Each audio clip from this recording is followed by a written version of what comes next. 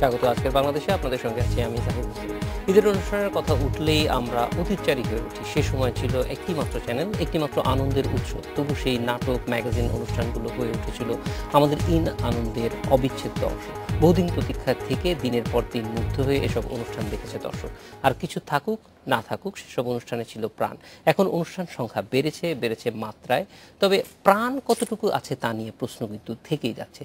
3 দশক আগে শুরু হওয়া সেসব অনুষ্ঠানের স্মৃতি আজও আমাদের মোহবিষ্ট করে রাখে। এসব নিয়ে আজকের আলোচনা ঈদ বিনোদন। কথা বলতে আমাদের সঙ্গে স্টুডিওতে আছেন RTVর অনুষ্ঠান প্রধান দেওয়ান শামসুর রাকিব, আছেন নাট্যকার ও নির্মাতা মাসুদ সেজান, অভিনেতা মৌটুসী বিশ্বাস এবং banglanews24.com-এর হেড অফ এন্টারটেইনমেন্ট জনি হক। স্বাগত আপনাদের সবাইকে। ঈদ তো চলে গেল, ঈদ 3 দিনের ঈদ হলেও আসলে আমাদের টেলিভিশন এবং প্রায় বলা যায় যে বিনোদন মাধ্যমগুলিতে এটা আরেকটু স্ট্রেচ করা হয়েছে, লম্বা করা হয়েছে। 7 দিন, কারো কারো হয়তো 10 দিনও আছে। তো এইবার ঈদ অনুষ্ঠানগুলি, টেলিভিশনের ঈদ আনন্দ কেমন ছিল বা ঈদের অনুষ্ঠানগুলি কেমন ছিল ভাইয়া? টেলিভিশনগুলোতে সবসময় ঈদ নিয়ে একটা পরিকল্পনা থাকে, কারণ আমার সাথে আমাদের কম্পিটিটর আছে, চ্যানেলগুলো আছে, সেখানে এই ভাবনা কিন্তু আমরা বেশ আগে থেকেই নেই, মিনিমাম 4 থেকে 5 মাস আগে এগুলো নেওয়া হয় আর কি। সেই থেকে সব কিছু কাজ আমরা গুছিয়ে থাকে এবং ঈদের সময় চ্যানেলগুলোতে আমাদের মূলত, আমরা যেহেতু এন্টারটেনমেন্ট ধরনের চ্যানেল, সেখানে আমার নাটক, পাশাপাশি মিউজিক, সিনেমা, এগুলি দিয়ে একটা সাহায্য হয়। সেভাবে এবার আমাদের সাজানোটা সেভাবে আমরা চেষ্টা করছি যাতে দর্শক রুচি, বিনোদন সব কিছু ভেবেই করা। সেক্ষেত্রে এই যে অনুষ্ঠান সাজানোর ক্ষেত্রে কি, যদি অনেক সময় এই প্রশ্নটা উঠে যে অনুষ্ঠানের বৈচিত্র্যটা হয়তো কম, অথবা আমরা একটা সেট মেনুর ভিতরে আটকে গেছি কিনা? না, বৈচিত্র্য বলতে কি যে প্রতিটা চ্যানেল তার একটা মানে, যেমন আমাদের চ্যানেল প্রায় 11 বছর হতে চললো RTV, সেই জায়গা থেকে তো একটা দর্শক ক্রিয়েট করে হয়েছে এবং তারা জানে যে, দর্শক জানে যে আসলে RTVতে এই ধরনের অনুষ্ঠানগুলো নিয়ে ফোকাস করে। সে জায়গা থেকে আর হলো প্রতি যেভাবে হয় যে এবার আমরা সিনিয়রদের সাথে জুনিয়র মেকারদের একটা মিল করার চেষ্টা করেছি, কিছু জায়গায় কাস্টিংয়ের নাটকে ভিন্নতার চেষ্টা করেছি। সব থেকে বড় ব্যাপার হলো আমরা দর্শককে একটা প্রপার বিনোদন দেওয়ার জন্য, যেটা অভিযোগ উঠে যে আমরা বিজ্ঞাপনের কারণে নাটক দেখতে পারি না। এবার আমি 12টা বিরতির নাটক চালাইছি, 2টা ধারাবাহিক ছিল বিরতিহীন, 3টার মধ্যে। এই চেষ্টা আমার ছিল যে আমরা এবার যাতে দর্শক একটা নির্মল বিনোদন দেখতে পারে, সেটা থেকে আমরা মনে করি যে সেইভাবে আমরা সাজাইছিলাম। সেটা থেকে আমরা মনে করি যে না, ঠিকঠাক ছিল সব কিছু।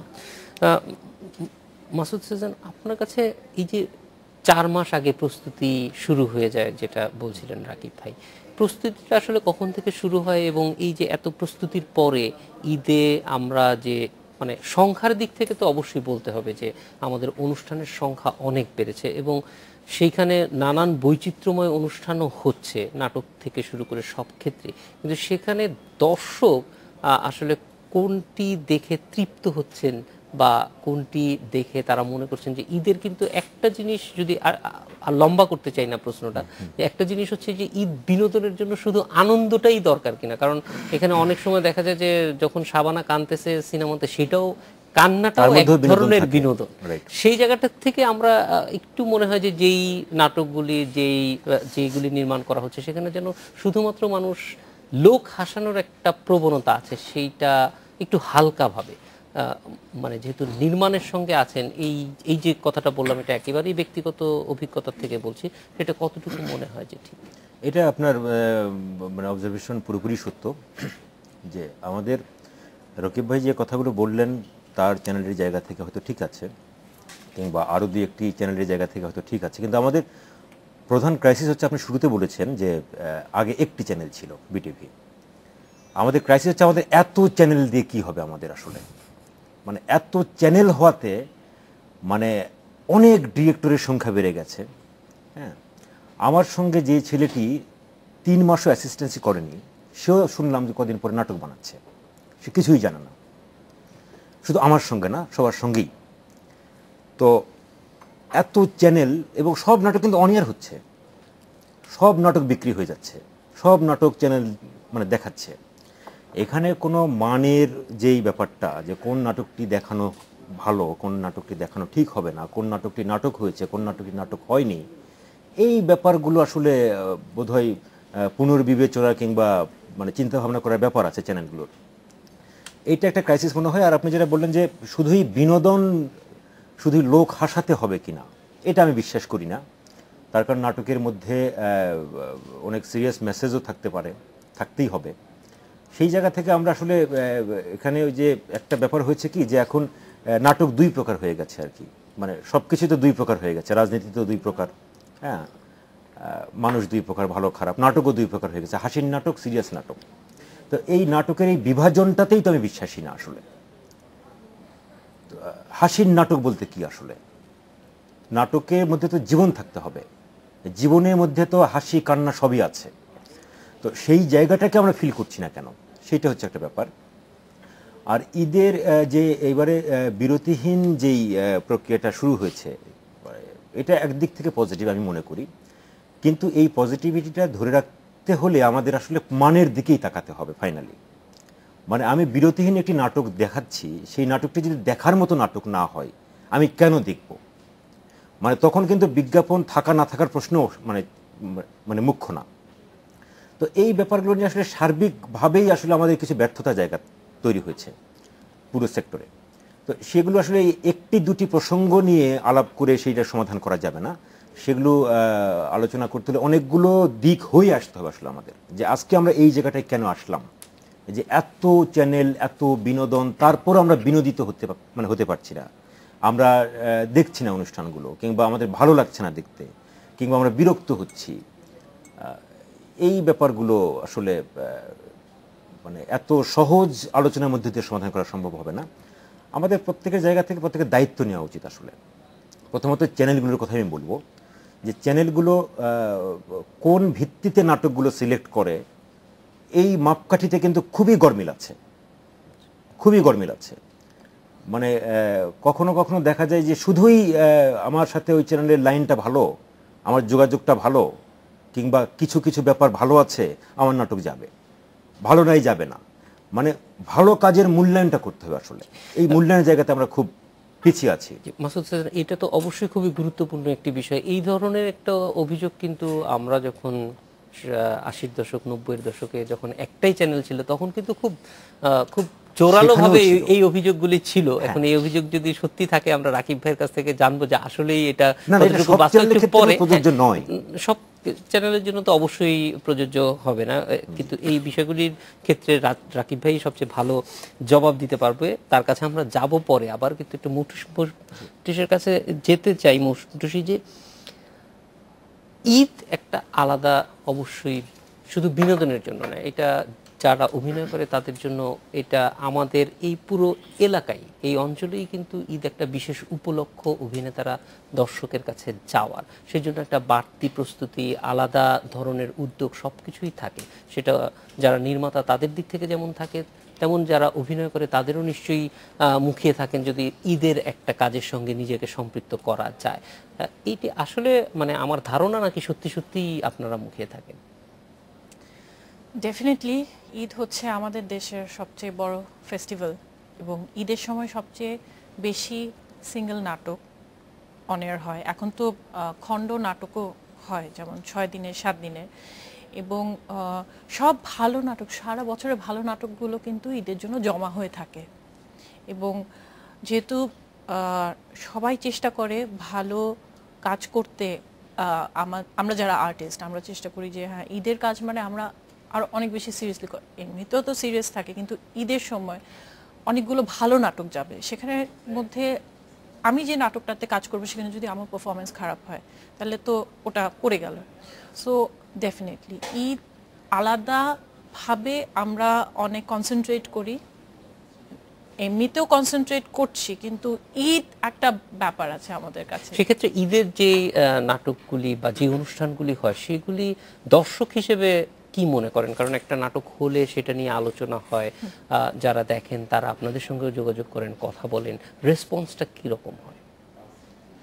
যখন চ্যানেল কম ছিল তখন রেসপন্স খুব দ্রুত চলে আসতো। এখন যেটা হয়েছে যে অনেক চ্যানেল তো এখন রেসপন্সটা অনেক সময় ফেসবুকে পাই, অনেক সময় এরকম দেখা গেছে যে আমি ঈদের আগের রোজার সময় শপিং করতে গিয়েছিলাম যমুনাতে, সেখানে আমার 1 বছর আগের ঈদের নাটকের রেসপন্স পেলাম। আমি চিনি না, তো যারা পরিচিত তাদের সাথে হয় কি দেখা মানে মনে হলে রেখেছে, 1 বছর মনে রাখা, হ্যাঁ, সেটা তো একটা হ্যাঁ, বিরাট হ্যাঁ। বড় আর ঘটনা। যারা পরিচিত তাদের সাথে কখনো না কখনো দেখা হয়, তখন নিজ থেকে যখন বলে যে হ্যাঁ তোমার ওই নাটকটা, তার মানে যখন মনে রাখে তখন বুঝি যে না এটা আসলেই ভালো লেগেছে। জনি হক, আপনার কাছে আসবো। আমরা যেভাবে টেলিভিশন দেখি, আপনি নিশ্চয়ই একটু ভিন্নভাবে দেখেন, চোখটাই ভিন্ন। আপনার কাছ থেকে আসলে জানতে চাইবো যে এই বছর ঈদে যে অনুষ্ঠানগুলি ছিল সামগ্রিকভাবে, সেটার একটা যদি খুব সংক্ষেপে মূল্যায়ন, যে কি রকম ছিল, প্রত্যাশা কতটুকু পূরণ করেছে, সংক্ষেপে প্রকাশ করা খুব কঠিন এটা, কিন্তু এই কঠিন কাজটাই আপনাকে করতে বলবো। তবে একটু সময় পাবেন, কারণ আমরা একটা বিরতি থেকে ফিরে এসে আপনার উত্তরটা নেব। আজকের বাংলাদেশে যাচ্ছে একটা বিরতি।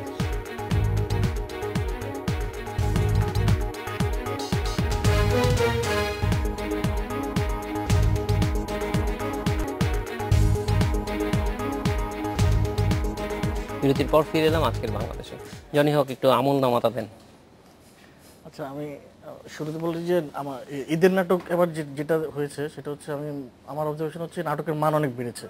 যেমন আগে আপনার এই সেজার ভাইকে আপনি যে প্রশ্নটা করেছিলেন যে হাসির নাটক বা একটু ভাড়ামি একটা আধিক্য ছিল, তো এটা আমি মনে করি যে গত 2-3 বছরে অনেক কমেছিল। এবারের ঈদে সেটা একেবারেই খুবই কম, হাতে গোনা। তো আমরা এখন এই যে নাটকের মান বেড়েছে, তো এই জিনিসটা দর্শককে আমরা দেখতে দিচ্ছি কিনা বা দর্শককে বুঝতে দিচ্ছি কিনা, এটা হচ্ছে বিষয়। এখন রাকিব ভাই বলেন যে ওনারা 12টা বিরতির নাটক চালিয়েছেন, তো অন্যরা হয়তো বিরতি চালিয়েছেন, কিন্তু আমরা বিজ্ঞাপন প্রচার করে গত কয়েকটা ঈদে দর্শককে এত বেশি বের করে দিয়েছি আমাদের চ্যানেল থেকে, তো তাদেরকে আবার ফিরিয়ে আনা এবং তাদের মধ্যে বিশ্বাসটা পুনরুদ্ধার করানো খুবই মুশকিলের কাজ। আর 2 নম্বর হচ্ছে, এবার ঈদের যে নাটকগুলি হয়েছে সেটা হচ্ছে আমি দেখলাম যে ঈদের নাটকগুলি সঙ্গীতানুষ্ঠানে পরিণত হয়েছে। সঙ্গীতানুষ্ঠান বলতে হচ্ছে আপনার নাটকে গানের সংখ্যা এত বেড়েছে, মিউজিক হঠাৎ করে আপনার গান শুরু যাচ্ছে। তারপরে আরেকটা জিনিস দেখেছি যে ধরেন একটা ওনারা রকিব ভাইরা যে নাটকগুলি চালিয়েছেন যে আপনার বিরতিহীন, তো বিরতিহীন নাটকের সেটা হচ্ছে একটা চাঙ্ক একটা কোম্পানি কিনে নেয়, তো ওই নাটকগুলির ভিতরে আপনার ওই পণ্যগুলিকে এমনভাবে এস্টাবলিশ করানো হয়, এমনভাবে প্রচারণা করা হয় যে গল্পের সঙ্গে যাচ্ছেই না, জোর করে। এটা আপনি দেখলেই আপনি বুঝতে পারেন, যে কেউ বুঝতে পারবে, জোর করে।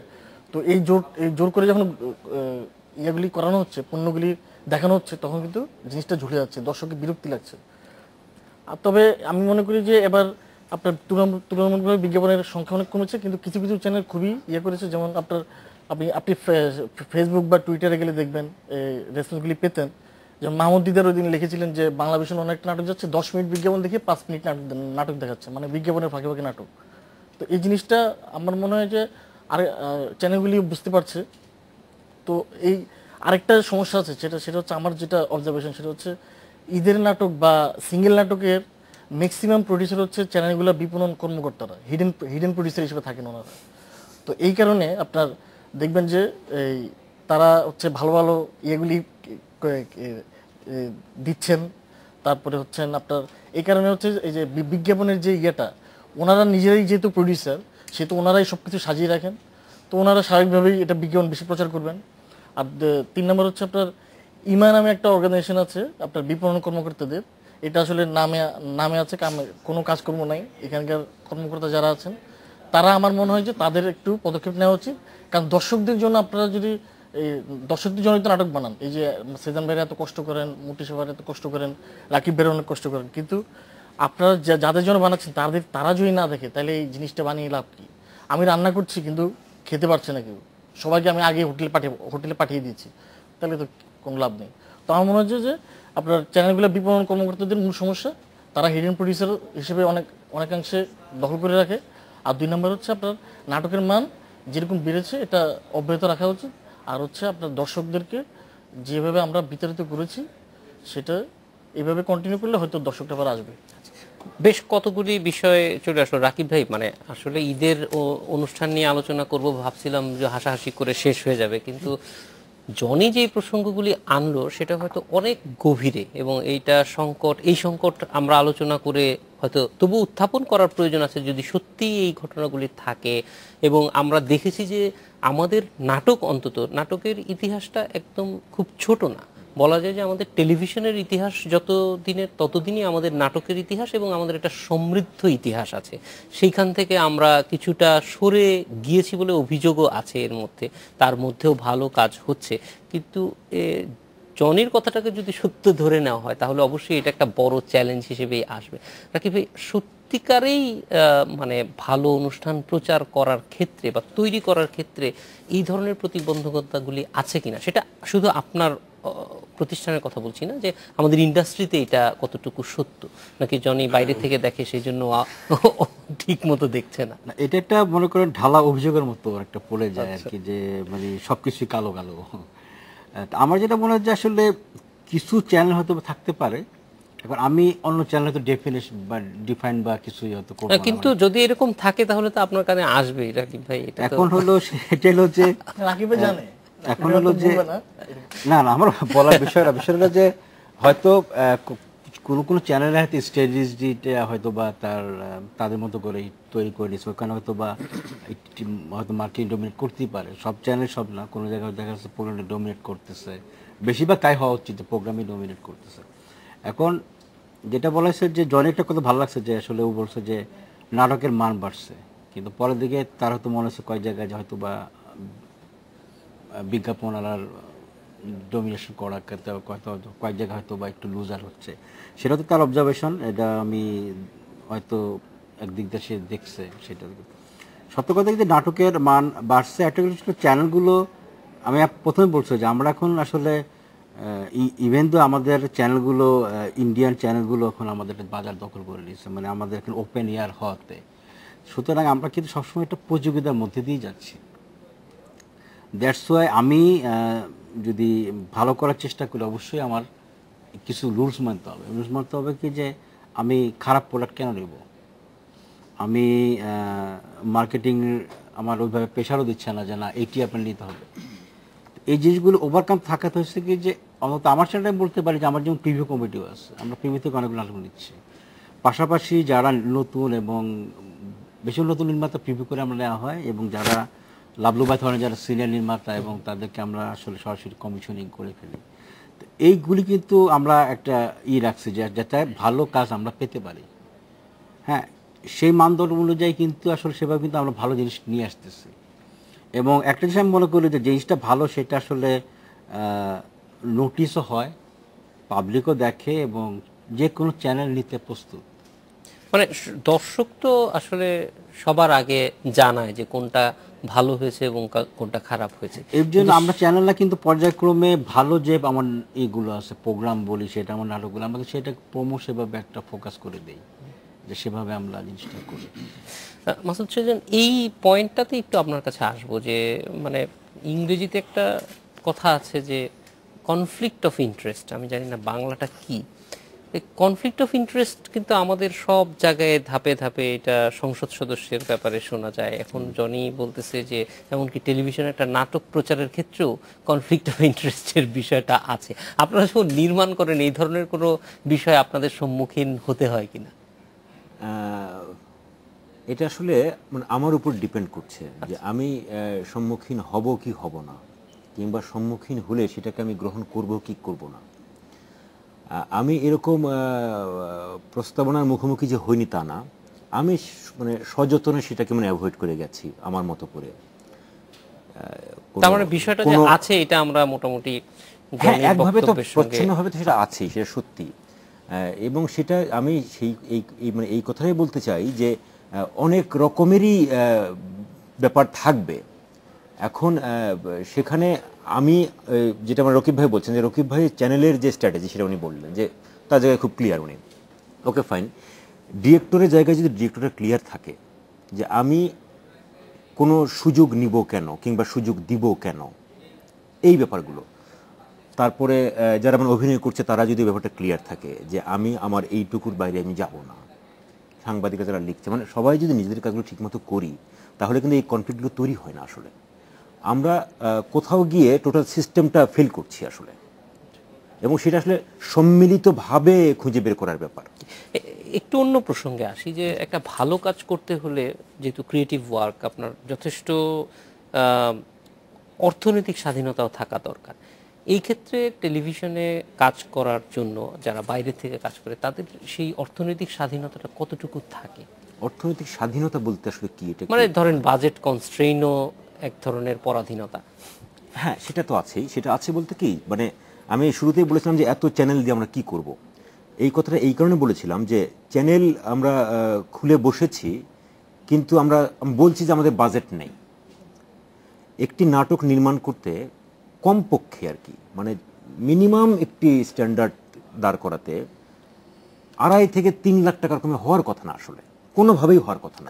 এখন হওয়ার কথা না, তাই না? হ্যাঁ, এখন কোনোভাবে হওয়ার কথা না। সেটা যদি বানিয়ে চ্যানেল যদি বলে এটা 1.5 লাখ টাকা দাম দিব, চ্যানেল এটা কেন বলবে? চ্যানেল 1.5 লাখ টাকা অফার কেন করবে? চ্যানেল কি এটা জানার কথা না? কেন জানবে না? এবং 1.5 লাখ টাকাতে চ্যানেল কিনছে। এখন কারা বিক্রি করছে, কারা কিনছে, এখানে ঘাপলাটা তো নিশ্চয়ই একটা আছে। আমি 2.5 লাখ টাকা দিয়ে নাটক বানিয়ে 1.5 লাখ টাকা বিক্রি করবো কেন? তাহলে আমি সেই নাটক বানাবো কেন? তার মানে কোনো ঘাপলা আছে। যারা কিনছে 1.5 লাখ টাকা নাটকটা, তারা কেন কিনবে এটা 1.5 লাখ টাকায়? মানে এই যে মানে কোনো সমন্বয় নেই আসলে, এক ধরনের দুষ্টচক্র তৈরি হয়ে গেছে। মন্টুসী, এই চক্রের মধ্যেই কাজ করতে হচ্ছে অবশ্যই, কিন্তু সেইখানেও আমরা ভালো কাজ পাচ্ছি। জনি হকের সঙ্গে আমিও একমত। আমিও খুব বেশি না হলেও অনেকগুলি অনুষ্ঠান দেখে যেটা মনে হয়েছে যে ভালো কাজ তো হচ্ছে আমাদের এখানেও, কিন্তু ভালো কাজটা যাতে শেষ পর্যন্ত, তো আমাদের উদ্দেশ্য মানুষকে দেখানো, কত টাকার বিজ্ঞাপন চললো আর কতক্ষণ চললো সেটা নিশ্চয়ই আমাদের উদ্দেশ্য না। আমাদের উদ্দেশ্য হচ্ছে মানুষের কাছে যাওয়া। সেই জায়গাটায় আমরা অনেকখানি পিছিয়ে থাকছি, এবং যদি স্ট্যাটিস্টিক্যালি দেখা হয় তাহলে বিদেশি চ্যানেলের বাজার 80% বেশি বাংলাদেশের দখলে। ফলে আমাদের একটা বিরাট বড় অসম যুদ্ধের মধ্যে আছি। সেই যুদ্ধের সবচেয়ে সামনের সারির যোদ্ধা আপনারা যারা অভিনয় করছেন। এইটা একদিক থেকে যেমন বলা যায় অপরচুনিটি, আর একদিক থেকে বিরাট চ্যালেঞ্জ। অভিনয় করতে গিয়ে আপনাদের কাছে এইটা বাড়তি কোনো চাপ আনে কিনা, যে আমার দর্শকের কাছে যেতে হবে এবং এটা ভালো করতে হবে? যদিও সিনেমার মতো বক্স অফিসের উপরে আপনাদের খুব বেশি নির্ভর করতে হয় না নাটকে, কিন্তু বক্স অফিসে কিন্তু প্রচন্ড, মানে বাংলাদেশের বক্স অফিস আর কি, প্রচন্ড গোলমেল অবস্থা। সেটা তো আছে। আমরা আপনার কাছে ফিরে আসবো একটা বিরতির পরে। আসলে আমার জন্য সুবিধা হয়, একটা বিরতির পরে আসছি এই চ্যালেঞ্জটা জানার জন্য। আজকের বাংলাদেশে যাচ্ছে।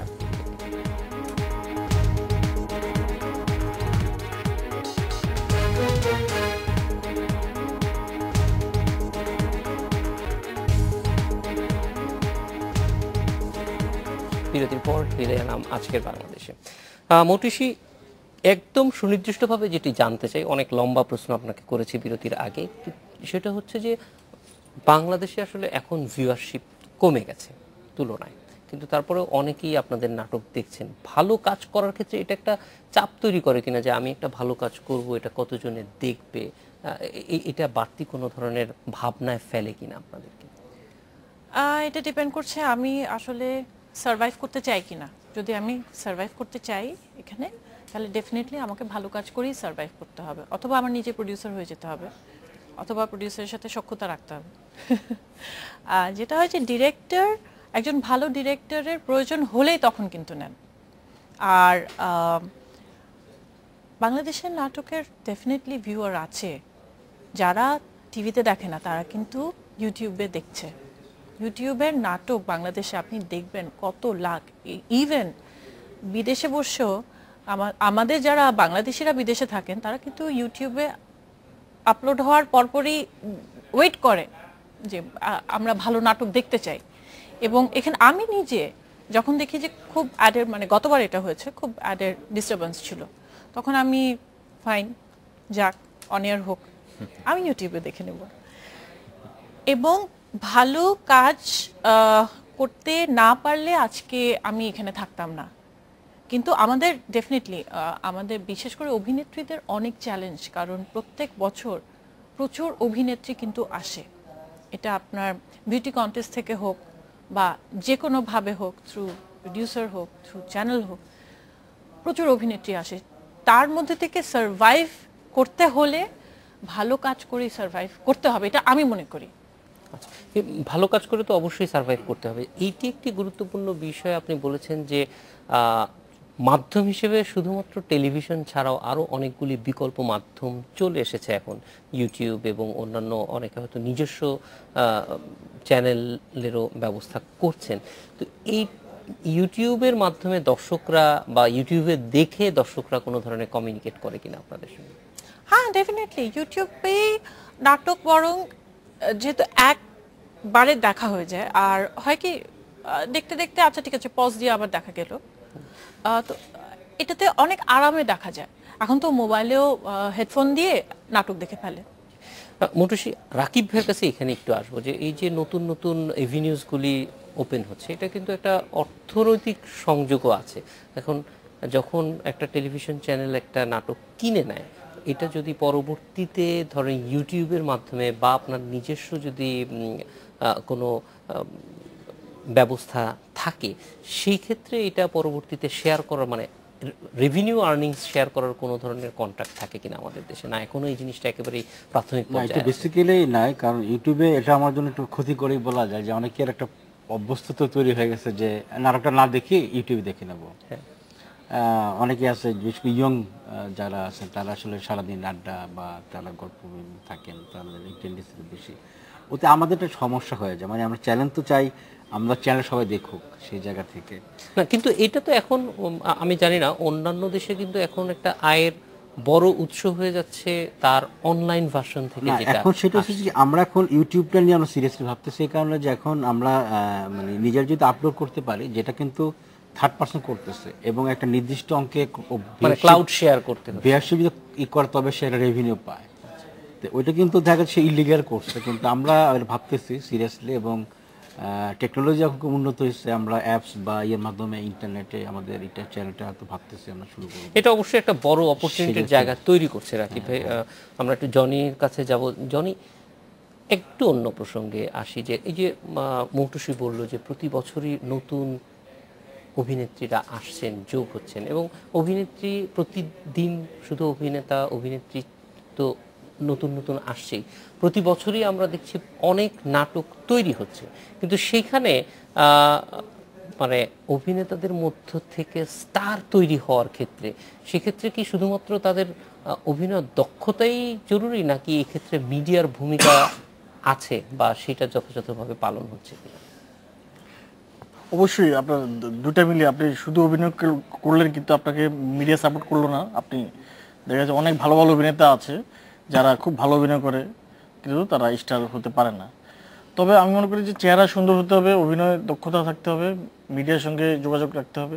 আমাদের এখানে আপনি যে বিষয়টা বলতে যাচ্ছেন আমি বুঝতে পেরেছি, কিন্তু এখানে আমার কিছু ইয়ে আছে, যেমন আপনার অভিযোগ আছে, সেটা হচ্ছে আপনার মিডিয়াকে আপনার সময় দেওয়া, যে আপনার তারকাদের লাইফে দৈনন্দিন জীবনযাপনের একটা অংশ, এটা কিন্তু আপনার ধরেন মুর্শিদাবাদের এই যারা সমসাময়িক বা তার আগের যারা সমসাময়িক তারা হয়তো বুঝতে পারেন, কিন্তু এখন যারা আসেন এই আপনার খুবই ইয়াং জেনারেশন, যে যারা ফেসবুকে অনেক বেশি ফলোয়ার, তারা ভাবেন যে ফেসবুকে ফলোয়ার আছে আমি স্টার, আমার ধরেন সাংবাদিকদের সহযোগিতা খুব একটা করেন না, এই কারণে হয়তো সাংবাদিক একবার যোগাযোগ যদি তার সঙ্গে করে আপনার বিমুখ হন, তাহলে কিন্তু আপনার আর তার সাথে যোগাযোগ করতে চান না।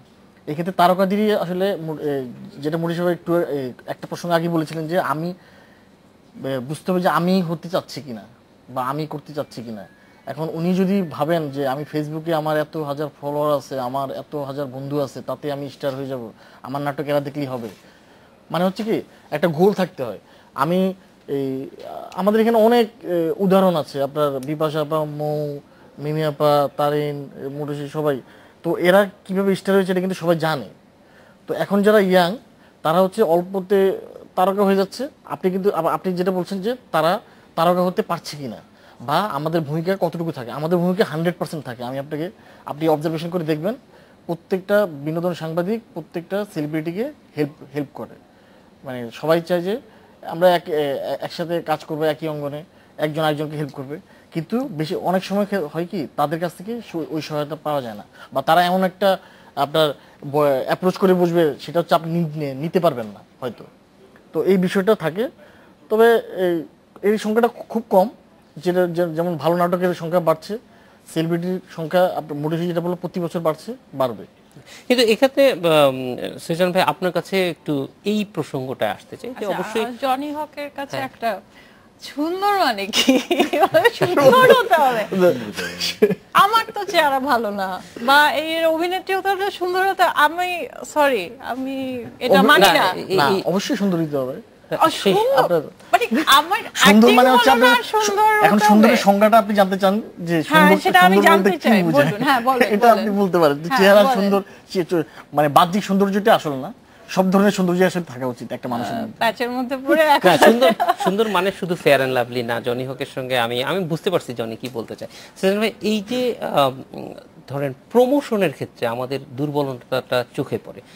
রাকিব ভাই বলছেন যে এক ধরনের প্রোমো হয়, কিন্তু তাছাড়াও আমরা যদি একদম আমাদের প্রতিবেশী ভারতের চ্যানেলগুলিও দেখি, তারা কিন্তু একটা অনুষ্ঠান আর একটা অনুষ্ঠানের প্রমোশন করছে এবং মানুষকে আসলে প্রলুব্ধ করছে যে এইটা দেখতে হবে, এটা দেখো, একটা ভালো জিনিস আসছে। এই ব্যাপারটা কিন্তু আমাদের মিডিয়াতে খুব দেখি না। এবং জনি যেটা বলছে সেটা ঠিক যে সাংবাদিকরা অবশ্যই চেষ্টা করেন, কারণ সাংবাদিকদের স্বার্থেও কিন্তু এটা দরকার। যদি আজকে স্টার না থাকে তাহলে বিনোদন সাংবাদিকতা করা খুব কঠিন।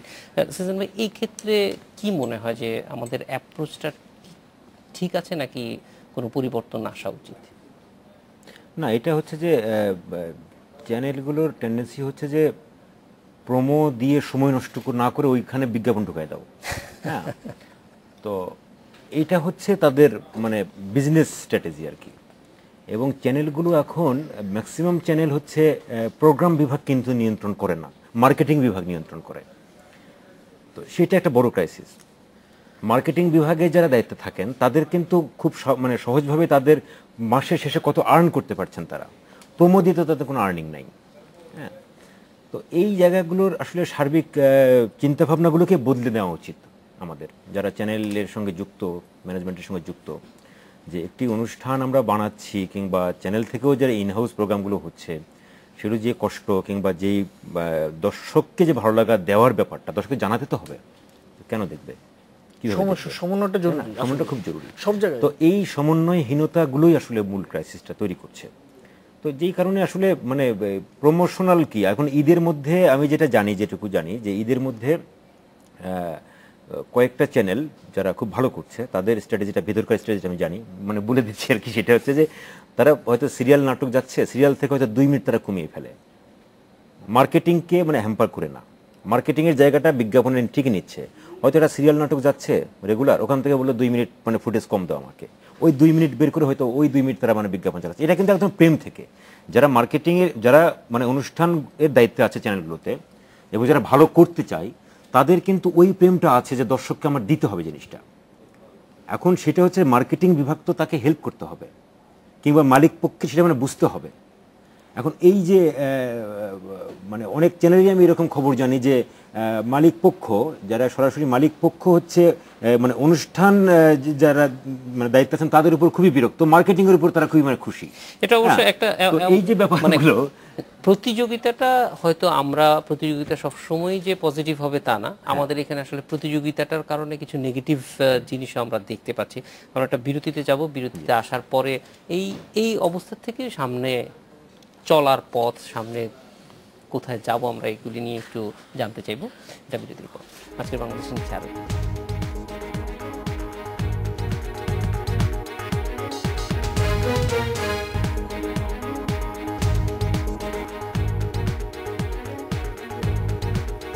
বিরতির পর ফিরে এলাম আজকের বাংলাদেশে। জনি, আপনার কাছ থেকে শুরু করি যে আমরা যেই অবস্থাটা দেখছি সেখানে হতাশার জায়গা যেমন আছে, আসার জায়গাগুলি হচ্ছে নতুনরা আসছে, স্বপ্ন নিয়ে আসছে, ফলে এদের জন্য আসলে একটা জায়গা তৈরি করার অনেক সুযোগ আছে এবং জায়গাটা তৈরিও হচ্ছে। সেইটি করার ক্ষেত্রে সবচেয়ে বড় চ্যালেঞ্জ কি এবং সেই চ্যালেঞ্জটা আমরা আসলে কিভাবে মোকাবেলা করতে পারি? আসলে এটা তো সেজান ভাই যেটা বলছিলেন যে আপনার পুরো বিষয়টিকে নিয়ে আসলে সবার মধ্যে মানসিকতা চেঞ্জ করতে হবে। তো আমি এই ক্ষেত্রে কয়েকটা পয়েন্ট বলতে চাই। সেটা হচ্ছে আপনার ওই টেলিভিশনের যে মার্কেটিং ডিপার্টমেন্ট আছেন যারা কর্মকর্তা তারা হচ্ছে আপনার টেলিভিশনে যে পর্দা আছে ওই পর্দাটার মধ্যে সীমাবদ্ধ। তারা হচ্ছে আপনার অন্যভাবে যে রেভিনিউ বা অন্যভাবে যে আয় করা যায় তারা ওটা নিয়ে ভাবেন না। আবার ধরেন এই বিজ্ঞাপন না চাইলে কিন্তু পণ্যের প্রচারণা করা যায়। যেমন আপনি জি বাংলা দেখেন, স্টার জলসা দেখেন, স্টার প্লাস দেখেন, ওরা ফ্লিকার দিচ্ছে, স্টিকার দিচ্ছে, আপনি ওইভাবে করেন, তাহলে হবে কি দর্শক বিরক্ত হবে না। আর আপনি ধরেন আপনি RTV বা বাংলা ভিশন বা যে কোনো চ্যানেল একটা অনুষ্ঠান চলছে, মাঝখানে বিজ্ঞাপন গেল, কিন্তু এটা কবে ফিরে আসবে, এই জন্মে ফিরে আসবে কিনা, এটা আসলে খুব মানে আশঙ্কা থাকে। যেমন ইন্ডিপেন্ডেন্ট টিভি আমরা একটু আগে বিরতিতে গেলাম, উপরে নিশ্চয়ই ছিল 4 মিনিট। তো আমি প্রত্যেকটা চ্যানেলের কাছে আমি এর আগে অনেক চ্যানেলে গিয়েছি, টকশোতে বলেছি, আপনার অন্তত কোনা দিয়ে যদি লেখা যায় যে আমি এত মিনিট পরে আসবো, যে আপনি 1 ঘন্টা পরে আসেন, তাও লিখে দেন যে 1 ঘন্টা পরে আসতেছি। তো তাতে দর্শক একটু আশ্বস্ত হয় যে আমি এই অনুষ্ঠানটা আবার দেখতে পাবো, 1 ঘন্টা পরে হোক, 10 মিনিট পরে হোক, 20 মিনিট পরে হোক। আরেকটা বিষয় সেটা হচ্ছে আপনার এই চ্যানেলগুলি আপনার কোনো চ্যানেলের মিনিট হচ্ছে 32,000 টাকা, কোনো চ্যানেলের মিনিট হচ্ছে 3,000 টাকা। তো যাদের মিনিট 3,000 টাকা তারা স্বাভাবিকভাবেই 32,000 টাকার চ্যানেলের সমান রেভিনিউ আনতে গেলে যে পরিমাণ বিজ্ঞাপন প্রচার করতে হবে, তাতে অনুষ্ঠান থাকে না, বিজ্ঞাপনের ফাঁকে ফাঁকে অনুষ্ঠান হয়ে যায়। আবার এখানে একটা প্রশ্ন আছে, সেটা হচ্ছে 32,000 টাকার যে চ্যানেলটা নিচ্ছে মিনিট, তারা কিন্তু ওই 3,000 টাকার মিনিটের চ্যানেলের মতোই সমানই বিজ্ঞাপন প্রচার করছে। তাহলে সমাধান তো হলো না, একই রকম থাকলো। আর সেজন্য আরেকটা বিষয় শেষ করা সেটা বলতে, সেটা হচ্ছে 1.5 লাখ টাকায় নাটক কিনছে চ্যানেল। তো ঈদ ছাড়া, ঈদ হলে শুধু একটু, আর সিজন ভাইদের মতো যারা প্রতিষ্ঠিত তারা হয়তো 4-5 লাখ 1 কোটি টাকা পেয়ে যায় মাঝে মধ্যে। তো যারা ঈদ ছাড়া হয়, ঈদ ছাড়া নাটক বিক্রি করতে গেলে আপনি 1.5 লাখ টাকা, এখন 1.5 লাখ টাকায় আপনি কেন নাটকটা কিনবেন, এই 1.5 লাখ টাকায় কেন নাটকটা বিক্রি করবেন, আর চ্যানেলগুলি কেন এই জিনিসটা করবে? আরেকটা জিনিস নাটকের সমস্যা হয়ে গেছে, সেটা হচ্ছে আপনার এজেন্সির যে জিনিসটা, রাকিব ভাই জানে, এজেন্সি যখন ঢুকে পড়েছে তখন কিন্তু এই ক্রাইসিসটা শুরু হয়েছে আপনার। অবশ্যই মৌটুসী, আপনার কাছে একটু আসবো যে এমনিতে সামগ্রিকভাবে যেহেতু আপনি এই পেশাতেই আছেন, প্রত্যাশাটা কি যে এই ধরনের যদি রিফর্মস হয় তাহলে আপনাদের জন্য কাজ করা অনেক সহজ হবে? সেখান থেকে বের হওয়ার জন্য কিন্তু এবার কিছু চ্যানেল উদ্যোগ নিয়েছে যে ব্রেক ফ্রি নাটক, এবং আমি নিজেও এনজয় করেছি কিছু নাটক।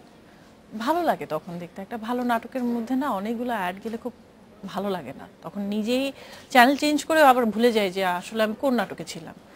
আর হয় কি, ভালো অভিনেতারা আসলে ঈদের সময় কাজটা বেড়ে যাওয়ার কারণে দেখা যায় যে একই অভিনেতা হয়তো 2-3টা চ্যানেলে একই সময় হতেই পারে। তো ব্রেক ফ্রির জন্য অনেক ধন্যবাদ রাকিব ভাই, RTVতে ব্রেক ফ্রি গিয়েছে এবং অন্যান্য চ্যানেলেও ব্রেক ফ্রি গিয়েছে। তো এরকম আরও হতে হবে। আর যেটা আমি বারবার বলি যে প্রিভিউটা ভালো করে হওয়া খুব দরকার। সেজন ভাই, এইখানে আসতে চাই যে নির্মাতাদের সবচেয়ে বড় চ্যালেঞ্জ কি মনে করেন? নির্মাতাদের সবচেয়ে বড় চ্যালেঞ্জ হচ্ছে নির্মোহ থাকা। মানে নির্মোহ মানে আমি কোনো রকম লোভের মধ্যে ঢুকবো না, আমি আমার কাজটা ভালো করে করব। আমি আমার কাজটা যদি ভালো করতে পারি তাহলে চ্যানেল নিতে বাধ্য, সেই বিশ্বাসটা নিজের মধ্যে আনা, এবং আর্টিস্ট আমার সঙ্গে কাজ করতে বাধ্য, সেই বিশ্বাসটা আমার মধ্যে আনা। এটা যদি আমার মধ্যে আমি আনতে পারি তাহলে আমি আর কাউকে ভয় পাবো না। আমি এই ঈদে একটি মানে এজেন্সির সঙ্গে বসেছিলাম, এই মানে প্রথমবার। তো সেখানে আমি বসে প্রথমেই তাদেরকে বলেছি যে কোনো শর্ত দিলে কিন্তু আমি মিটিং করব না। মিটিংটা হবে যে কাজটা আমি কবে দিতে পারবো, কাজটাতে কে কে অভিনয় করছে, কিংবা কি এই সব ব্যাপার নিয়ে গল্পটা কি হতে পারে। কিন্তু ওই কোনো পণ্য ঢুকিয়ে দিতে হবে, যেটা জনি বলল। এই যে মিটিংয়ের শুরুতে এটা ক্লিয়ার করে নিলাম আমি। এখন এই সাহসটা ডিরেক্টরদের মধ্যে আনতে হবে আসলে, তা না হলে কোনো বিকল্প, এখান থেকে বেরিয়ে আসার কোনো রাস্তা নেই। তার কারণ যে ফাইনালি এটাকে বলা হচ্ছে ডিরেক্টরস মিডিয়া। এখন যদি আমি ডিরেক্টরস মিডিয়া বলি, আমি যদি ডিরেক্টর হই, তাহলে আমি কেন প্রডিউসারের কাছে গিয়ে ধর্ণা দিব, আমি কেন চ্যানেলের কাছে গিয়ে ধর্ণা দিব, চ্যানেল আমার কাছে ধর্ণা দিতে বাধ্য, প্রডিউসার আমার কাছে ধর্ণা দিবে। এই পরিবেশটাকে ফিরিয়ে আনাটা খুব জরুরি, এটা আমি একজন ডিরেক্টর হিসেবে মনে করি।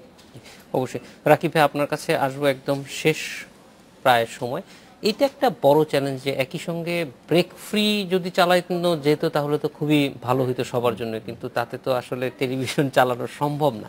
এই যে দুটার মধ্যে সমন্বয় করা, যে অবশ্যই বিজ্ঞাপনও আমাদের প্রয়োজন আছে, আবার একই সঙ্গে মানসম্মত অনুষ্ঠানও প্রয়োজন, এইটার সমন্বয়টা কিভাবে করলে পরে মনে হয় যে দর্শকের মধ্যে আস্থাটা বাড়ানো যাবে, যে তারা, কারণ এটা এটা খুবই কম্পিটিটিভ মার্কেট, বাংলাদেশের চ্যানেলগুলি শুধু আমাদের দর্শকরা দেখছে তা না, সারা বিশ্বের চ্যানেলগুলিই দেখছে। না, এটাও আপনি যেটা বললেন প্রথম, যে আমরা আসলে সবসময় কম্পিটিশনের মধ্যে আছি, কারণ আমার ওপেন ইয়ার বাইরের চ্যানেলগুলো আমার এখানে একটা দর্শক তৈরি করে নিচ্ছে, সেখানে আমারও ফাইট করতে হচ্ছে, যেটা আমার পার্শ্ববর্তী দেশে নাই। এটা নিয়ে আমাদের মধ্যেও একটা কথাবার্তা আছে। পাশাপাশি আমরা কয়েকটা যে কষ্ট, একটা হলো যে আমার ইয়ার ফ্রি, আমি কিন্তু ফাইট করতেছি পার্শ্ববর্তী দেশের কয়েকটা চ্যানেলের সাথে। আমি নিউজ ভাইদের বলবো আসলে যে এখানে আপনারা আমাদের সাপোর্ট করেন। যদি বলেন আপনি কেন বলতেছেন, আমি রেগুলার যদি আপনি পত্রিকা এখন খুলেন দেখবেন যে আমাদের পার্শ্ববর্তী দেশ বা বাইরের হলিউড বা বলিউডের অভিনেতা তারা কোথায় সেলফি তুলতেছেন, কোথায় ভ্রমণে যাচ্ছেন, খুব সেটা আমরা যত প্রচার কিন্তু করছি আমাদের চ্যানেলে, দেশের চ্যানেলে নাটক একটা হয়তো প্রচার হচ্ছে, সেটা নিউজটা তারা দিচ্ছে না। রাকিব ভাই, আমাদের সময় শেষ হয়ে গেছে, অনেক ধন্যবাদ আপনাদের চারজনকে আমাদের সঙ্গে যোগ দেওয়ার জন্য।